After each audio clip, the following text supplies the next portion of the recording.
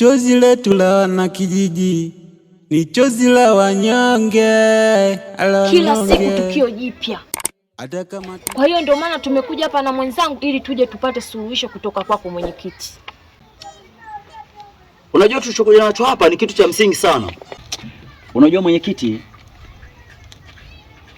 sasa hivi imetokea nimekuja hapa kijijini ni karibia mwaka na maliza sasa hivi. Lakini moja kitu ambacho kinanikwaza sana na imekuwa ni too much, yani ni more than pain, yani ninaumiza. Mwenyekiti, hapa kijijini watu wanapotea kila siku. Kweli kabisa. Kama utakitazama kwa makini, utagundua ni kitu ambacho hakihitaji masiara na hakihitaji siasa wala ngonjera. Najua wewe mwenyekiti unaendesha kila kitu hapa kijijini. Nafikiri wewe ndio uliobeba tumaini la watu wa hichi kijiji. Maono ya hichi kijiji. Nafikiri wewe ndio ambaye unayekutegemea. Sasa unaletaje siasa kwenye issue ya maisha ya watu? Chozi letu la wana kijiji ni chozi la wanyonge, hata kama tukilia tusikiki popote. Unataka kutumaliza. Sawa, nimesikia. Nimewaelewa kwa ujumla. Kuhusu hili swala la kupotea watu, hili niumiza sana. Hamna jambo ambalo linaniumiza na linaumiza sana kwenye katika akili yangu ndio hili jambo. Kwa sababu kwamba nikiangalia watu wengi sana wanalalamikia jambo hilo tu. Kwa hiyo kuna kipindi inakuja kwamba hata mimi nafsi yangu inaumia sana, lakini sasa hili jambo nishalipeleka kwenye uongozi. Umeona? Kwenye ngazi kuu. Kwa hiyo hili jambo linafanywa kazi. Kwa hiyo jamani, tuwe tuna uvumilivu.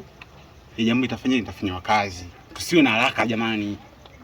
Lakini mwenyekiti, kama unavyoelewa, sisi tumekuchagua wewe ili mradi tunapopata shida tuje tukukimbilie kwako. Sasa na wewe tena mambo tunakukimbilia uyafanyii kazi, sisi tunaishi vipi kama wananchi?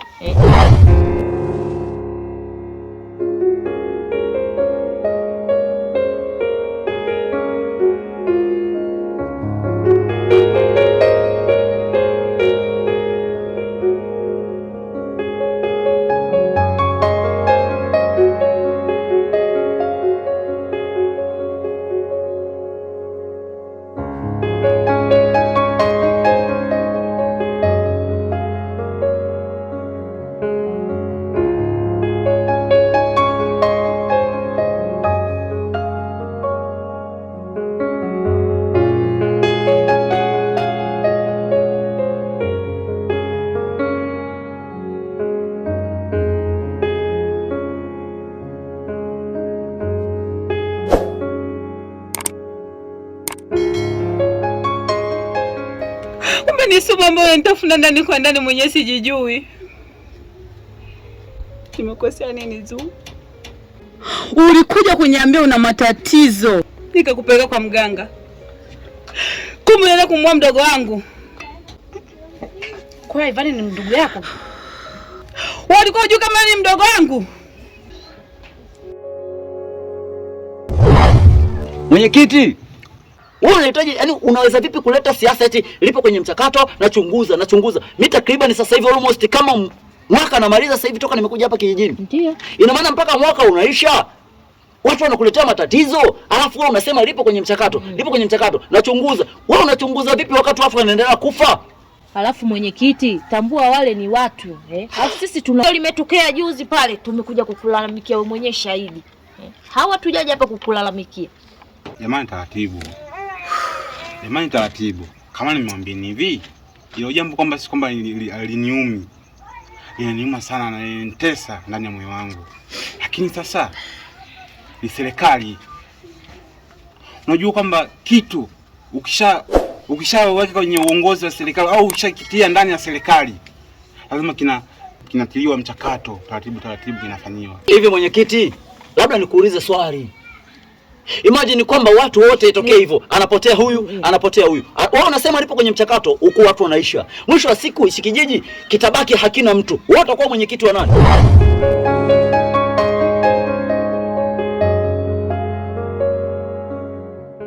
Sisi kwenye familia tupo wawili tu,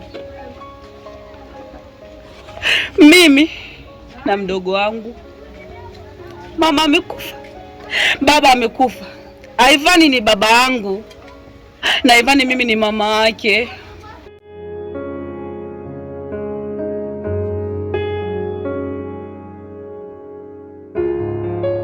Siwezi nikaona familia yangu inateketea kwenda kumua mdogo wangu. Zondoka nyumbani kwangu.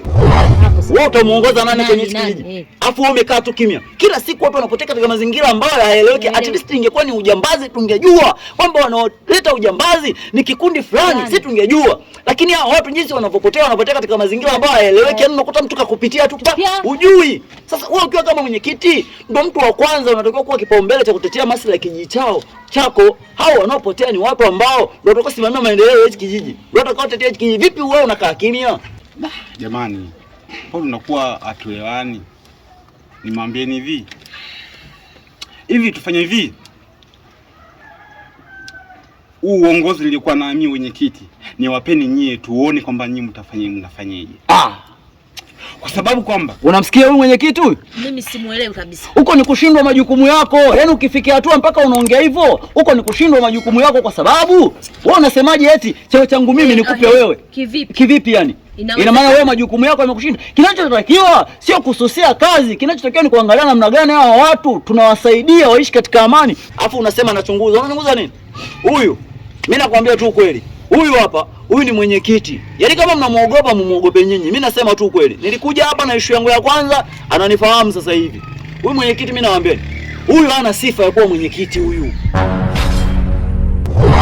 Tukae tu chini tuyamalize. Shoga yangu mimi nilikuwa sijui. Nitakuuliza. Sitaki zuni kwenda nyumbani kwangu tena. Na siku nikikuona na Ivani utaniona mbaya na kuambia. Ondoka. Si shoga yangu. Ninakwambia sikutaki, ondoka. Shoga yangu.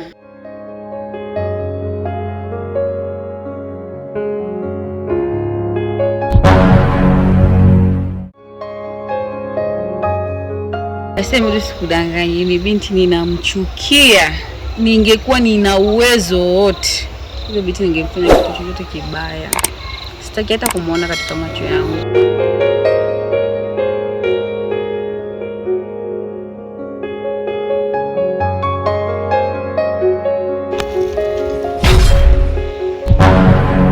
Hivyo hivyo unajikuta kama nani? Kwa sababu ninaposema hana sifa ya kuwa mwenyekiti huyu, hawezi kukaa kimya na kaleta siasa kwenye maisha ya watu. Hao wanaokufa ni watu, wao wanahitaji siasa kwenye maisha ya watu. Cha msingi, Ali, tushamfikishia mwenyekiti. Kwa hiyo juu yako. Ila sisi tunataka ufumbuzi juu ya swala hili. Huyu mzee na mimi nakwambia, huyu hana sifa ya kuwa mwenyekiti. Kwa sababu gani? Mwenyekiti yote au mtu yote ukipewa jukumu la kulinda watu wako, anza na watu wako. Kuwa proud na watu wako. Wewe unakuwa proud na nani? Watu wako wanakufa afu umekaa tu kimya unaendelea kukaa kimya. Wewe una sifa na mimi nakwambia, mimi ningekuwa ingekuwa kipindi hicho unakuwa mwenyekiti hapa kijijini niko mimi. Na hata sikuogopi, sema wao wenyewe wanakuogopa tu, mimi sinakwambia ukweli. Wewe ufai na una sifa kwa mwenyekiti wewe. Na nakwambia ukweli, umeelewa mimi? Nitazame sana kwenye macho yako hayo. Mimi sio kama vile nakuhofia, mimi sikofii. Mimi ni mtoto wa mjini, mimi nimeishi najua maisha yanavyoenda. Huwezi kunitishia kitu nimekukuta huku. Sawa ni kijijini kwako, una mamlaka, wewe ni serikali, lakini kuna vitu unakuwa ni too much bwana, unakosea. Wewe una sifa, na mimi nakwambia mimi nitakutoa. Twende achana na kama nitaendelea kuwepo kwenye hichi kijiji. Shamfikishia. Mimi nakwambia wewe nitakutoa.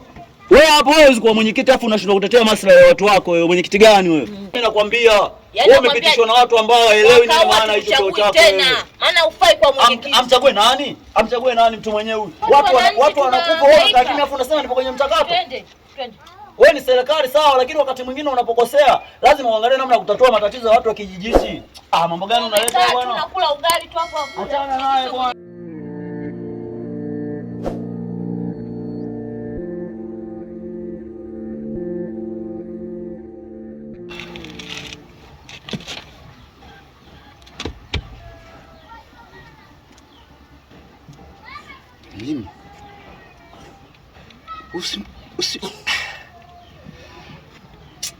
Kijana huyu inabidi nimalizane naye mapema sana kabla mambo hajakuwa mabaya.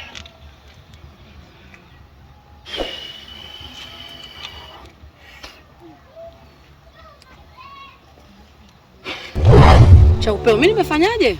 Acha jifanya wewe hujui nini? Mimi sijui. Yaani unaongea kiurahisi tu hujui. Wewe unajua saa hizi Shufa anapitia katika mazingira gani? Nilikuwa sijui kama Shufa na Ivan wana ndugu. Laiti kama ningejua, hata nisingefanya hicho kitu. Ndio maana hapa nakaa najua zia najuta. Wewe unajifanya hujui? Sasa nitakuonyesha. Utanifanya nini sasa? Nimekwambia hivi nitakuonyesha. Cha kunifanya una. Sijui cha kufanya. Nimesema hivi nitakuonyesha. Sina cha kunifanya.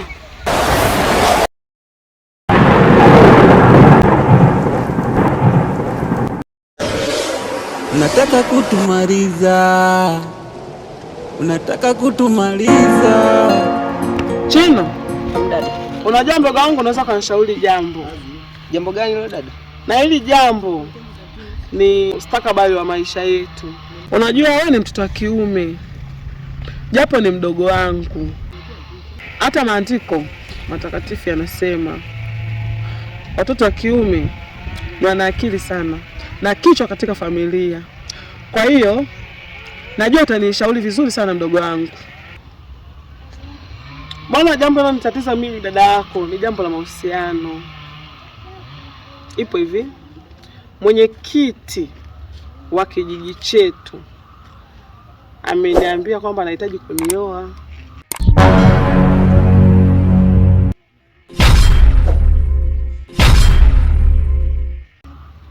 Mwenyekiti? Mwenyekiti wa kijiji chetu. Dada yangu, mimi ni mdogo wako. Kwa mwenyekiti hapo mimi sikushauri. Mwenyekiti sio mtu mzuri.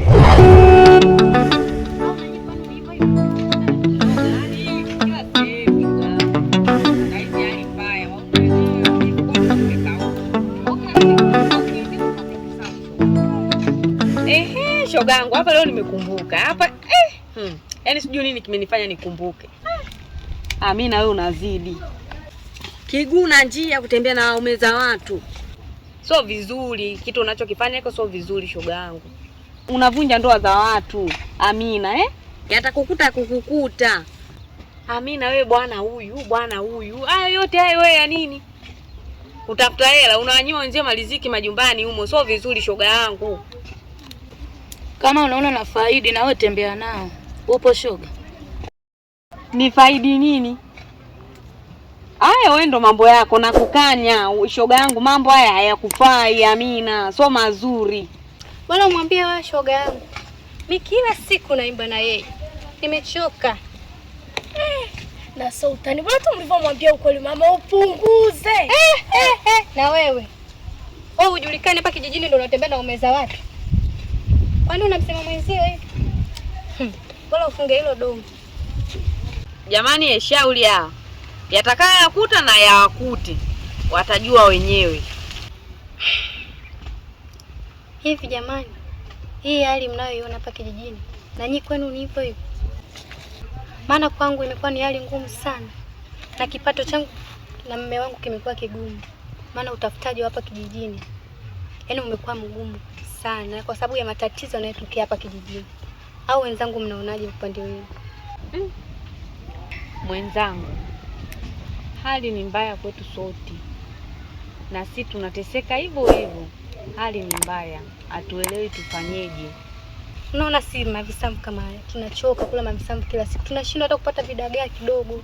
Kila siku ni mboga hizi unavyoziona. Nasikitisha sana. Habari zake vijijini huko tunazisikia. Dada yangu hapa mimi nimeshakushauri. Mwenyekiti sio mtu mzuri. Alafu utavyoondoka mimi hapa nyumbani utaniacha na nani dada? Kupika kila kitu dada yangu, mimi najua uko natoka huko na kutapa mshapika kila kitu. Sasa mimi dada yangu utaniacha na nani? Na mimi nimechoka kuishi peke yangu mdogo wangu. Unajua ukiishi peke yako heshima inapungua hapa inapungua. Tena hususan hapa kijijini kwetu. Mimi nishakuelekeza dada, huyo mwenyekiti sio mtu mzuri. Waone kama mdogo wako utaniacha mpweke hapa nyumbani dada. Kama utaki basi. Wewe kaondoka kundoa kwenda kwa mwenyekiti huko nenda tu. Ila mimi nishakushauri. Chino! Ochino!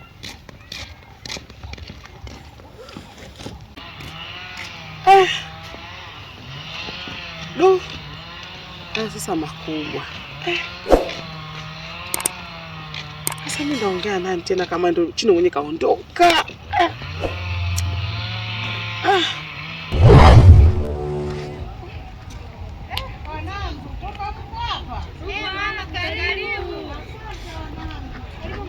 Karibu kwenye kiti hapa. He wanangu, mbona mko siliasi? Mlikuwa mnaongelea ubuyu gani hapa? Hatuna ubuyu wote mamangu. Tulikuwa tunazungumzia tu kuhusiana na mambo yanayoendelea katika hiki kijiji, maana hata tuelewi, watu wanapotea kila siku. Kama kuna binti hapa juzi kata mkuja, binti wa watu maskini, mgeni, amefika tu na kupotea. Yaani hiki kijiji kwa kweli hakina huruma. Hata tuelewi tunafanyeje. Wewe mama uyaoni haya mambo yanayotokea? Wanangu, hayo maswala nyinyi hamyawezi hayo. Mimi naomba hayo mambo muyaache. Hayo mambo yameanza tangia zamani. Wazee wenyewe waliyashindwa, mtayaweza nyinyi watoto? Tunawezaje kukaa kimya ikiwa hali ya kijiji chetu kinaangamia? Na nyinyi wa mama ndio mnatukatisha tamaa kabisa. Unafikiri sisi tunafanyaje kama sisi vijana? Tunaishi hapa kijijini. Amlioni hilo? Sisi tumechoka. Lazima tuchukue uamuzi wowote wa kufanya. Haiwezekani jambo hili liendelee hivi hivi. Watu wanapotea kiajabu ajabu tu. Binti wa watu yule ameondoka, amekuja tu hapa kijijini. Siku hiyo ameondoka. Amepotea, mazingira kutatanisha. Mnalichukuliaje hilo jambo? Sio vizuri. Hatujapenda kabisa. Mtajijua nyi wenyewe. Kwa sababu mimi nawaelekeza mtaki kuelewa. Litakalo wakuta mtalijua wenyewe, msinihusishe.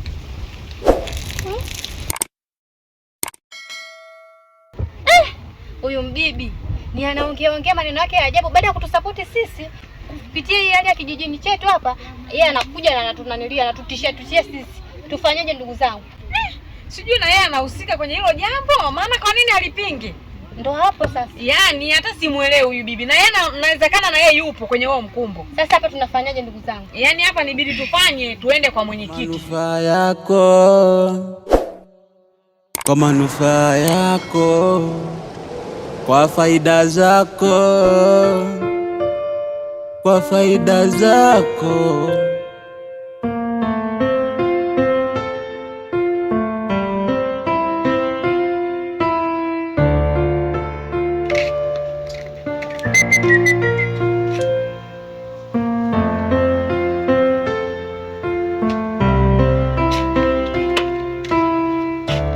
Mambo.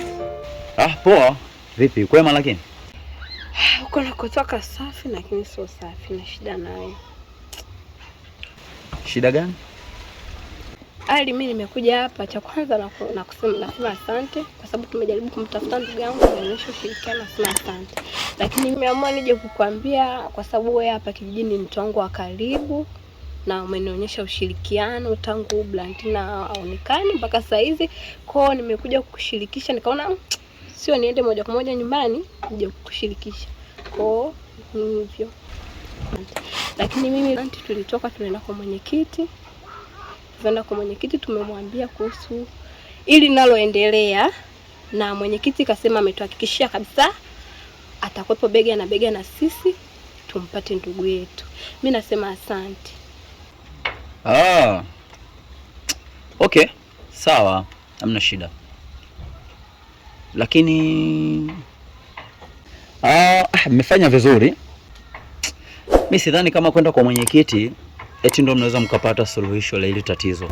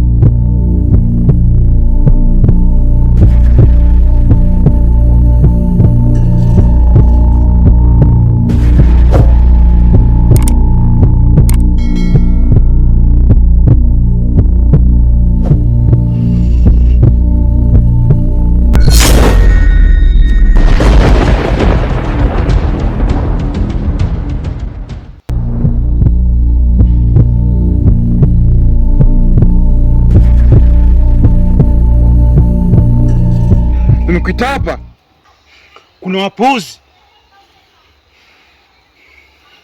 wananinawana sana. Hawajui mimi ni mtu hatari sana hapa kijijini.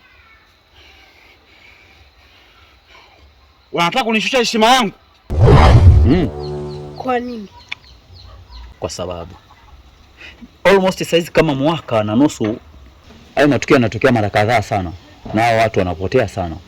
Na hayo matatizo ya watu kupotea hayajaanza jana. Mimi mwenyewe nilokuja nimeyakuta hayo matatizo yako tokea huko nyuma. Kwa sasa ninachojaribu kujiuliza ni kwamba ulivyoniambia mmeenda kwa mwenyekiti, haya matatizo yameanza muda mrefu na huyo mwenyekiti yupo, lakini mimi nimekutana na watu kadha wa kadha wanaeleza hayo matatizo. Nimekutana na watu wanazungumza, kila mtu analalamika kwa nafasi yake. Huyu kapotelewa na mtoto, huyu kapotelewa na mdogo wake, huyu kapotelewa sijui na mama yake, huyu na mume wake. Si unaelewa? Nimekutana na watu. Lakini kitu ambacho nilichokigundua ni kwamba huyu mwenyekiti wanamfikishia hizi taarifa, ila sijaona matunda yoyote na mafanikio yoyote yalotokea kwa kumwambia huyo mwenyekiti. Kwa ndio maana najaribu kuambia tu kwamba sidhani kama kuna chochote kitakachoendelea. Kwa hiyo Ali, mimi nachotaka kujua kwamba matukio huwa yanatokea mara kwa mara, na watu wanaenda wapi na huwa inakuwaje? Na ashai kupatikana hata mmoja kati yao? Kwa unataka kuniambia Blantyre ndo aonekane tena? Unaniogopesha. Sema ni hivi, labda nikwambie kitu kimoja. Ngoja tusubiri tuone itakavyokuwa, kwa sababu sio kila siku ni Ijumaa. Kuna siku zingine ni Jumamosi, siku zingine ni Jumapili. Alafu sio kila mpango unaopanga uwaga unafanikiwa, mingine uwaga haifanikiwi mipango. Kwa ngoja tusubiri, inawezekana huyo mwenyekiti akajaribu kufanya kwa nafasi yake kama serikali, akapambana na akapatikana mdogo wako. Kwa ngoja tusubiri tuone, nisikuatishe tamaa sana. Na rafiki yako akapatikana. Okay, fine, nashukuru kwa muda wako na nilikuja kukuambia hilo. Lakini umeniacha na mawazo nile nikafikirie muda mrefu. Sasa nakutuma, kuna sehemu inabidi uende. Ndiyo mkuu. Sitaki uzembe ufanyike kwenye agizo hili.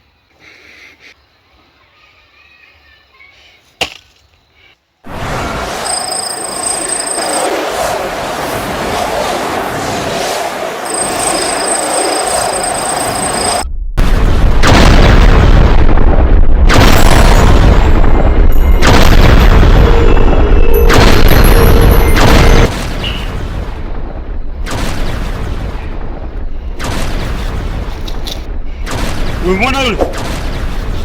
Ndiyo mkuu. Astahili kuishi duniani hapa. Kamondoe mara moja uhai wake. Imeisha hilo mkuu. Kuwa makini.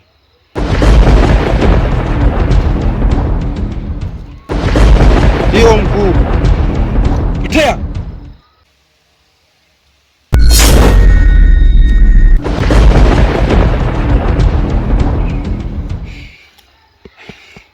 Haiskani. Mimi ninawe nawe mtu kijinga kama yule.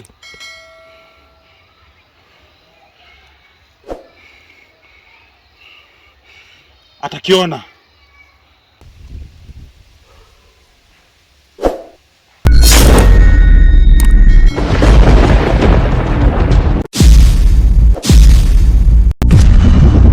Chozi letu la wana kijiji ni chozi la wanyonge, hata kama tukilia hatusikiki popote. Unataka kutumaliza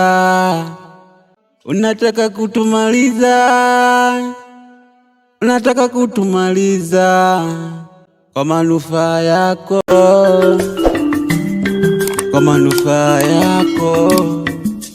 kwa faida zako,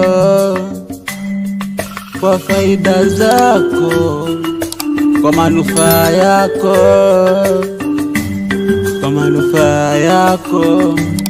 kwa faida zako.